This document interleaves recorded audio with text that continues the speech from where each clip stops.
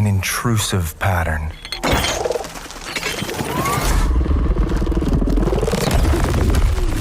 Of staggering power.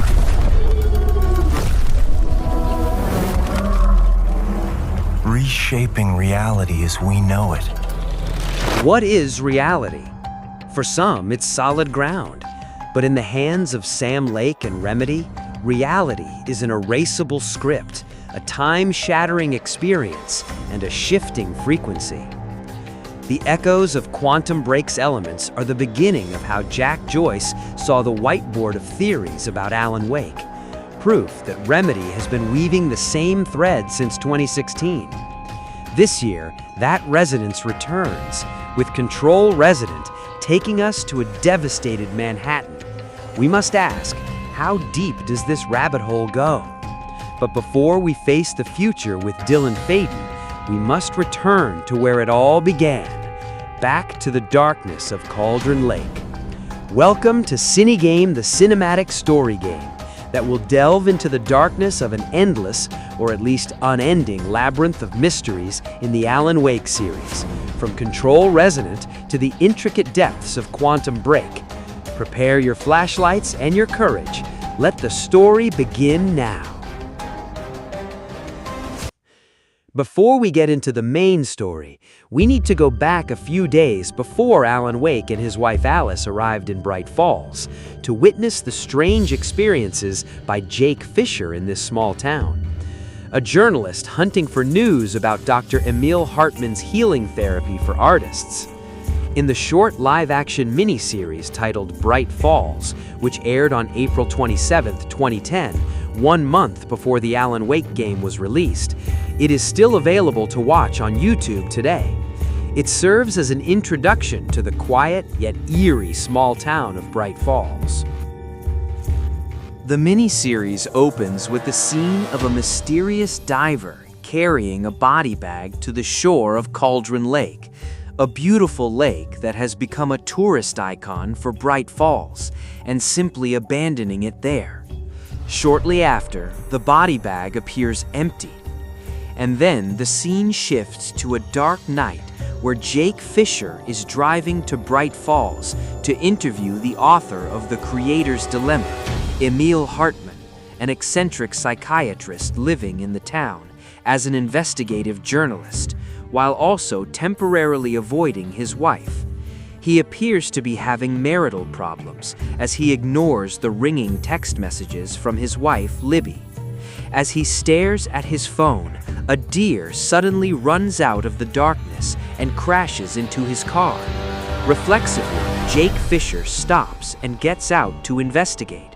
A deer is seen lying weakly in the middle of the road. Strangely, the deer appears to be in pain when Jake shines a flashlight on it. Suddenly, the calm atmosphere of the night turns tense. Strange, terrifying growling sounds come from the darkness of the woods, make Jake's body shiver all over. Frightened, he rushes into his car and drives away. This is where the strangeness begins. From the strange looks from the people at Oh Dear Diner, to the crazy woman who occasionally tries to break streetlights, to Jake's surprise when he suddenly wakes up in a body bag on the edge of Cauldron Lake. It turns out the body bag the mysterious diver brought in at the beginning of the story is actually Jake. What happened? This, Jake muttered in terror, shivering and running towards the darkness of the forest. Jake couldn't remember anything. His mind felt like it was shrouded in a thick fog. His mind felt like it had blacked out, losing a few hours of time. I feel like this happened too during the interview. Yeah, I have to see Dr. Hartman again to ask about it. Yeah, I have to go there, Jake thought. Until I began to think of their dilemma.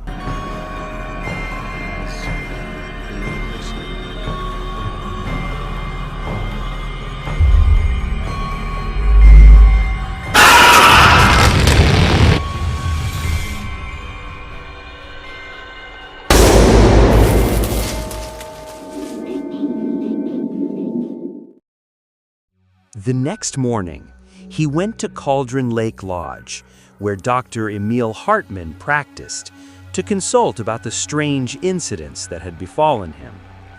However, as soon as Dr. Hartman examined him and shone a flashlight on his eyes, Jake felt pain and shrank away in fear. He felt his skin burning, and he hurriedly left, leaving Dr. Hartman staring in astonishment. Curious about the strange events that had befallen him, Jake locked himself in his motel room, set up a camera, and tied himself up to see what had happened while he was unconscious.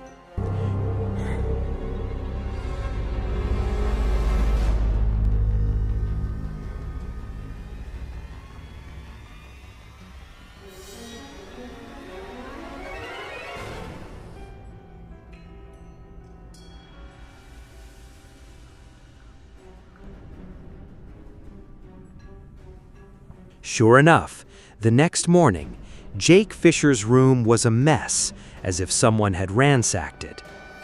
He immediately grabbed the camera that had been lying on the floor, and how shocked he was to see what had really happened. That night, he had completely lost control. He remembered the words of Ellen Adams, a journalist working for the local newspaper and a former girlfriend, or at least an old friend who had once been close to Jake, to get out of town as soon as possible. What's really wrong with this town? Jake finally decided to leave Bright Falls immediately, just as Ellen Adams had advised. But he couldn't drive alone. It would be very dangerous if he lost consciousness while driving. So he asked Ellen to drive him, at least as far as the city center, so he could continue by public transportation from there. But the two of them never got there. Jake!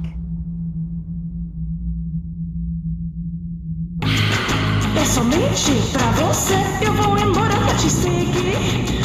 Vou embora, coração. Eu vou embora pra te seguir. Mas pra que serve a minha paixão? A minha paixão.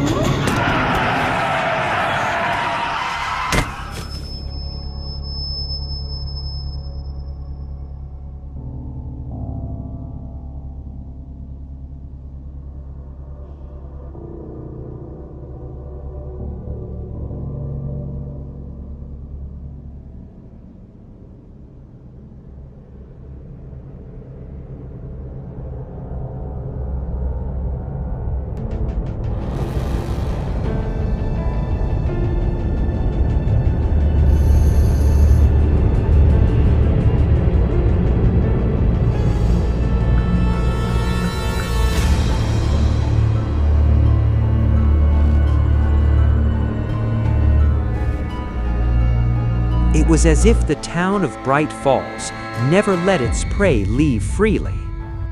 Shortly afterward, a police officer stopped a car on the way to Bright Falls. They informed them that they were recovering a vehicle that had fallen into a ravine. They warned the driver to be careful as they entered Bright Falls, unaware that the driver was Alan Wake, the famous novelist, and his wife, Alice. Just be careful through this next stretch of road. Okay, thanks.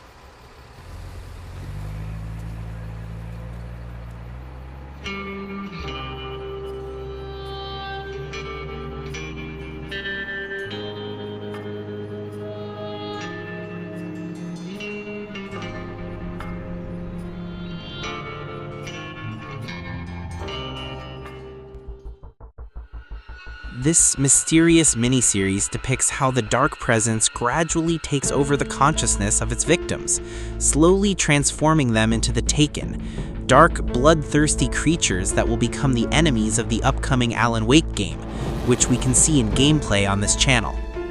This miniseries isn't just the beginning of a more complex and profound universe where Alan Wake's manuscript will become a deadly reality.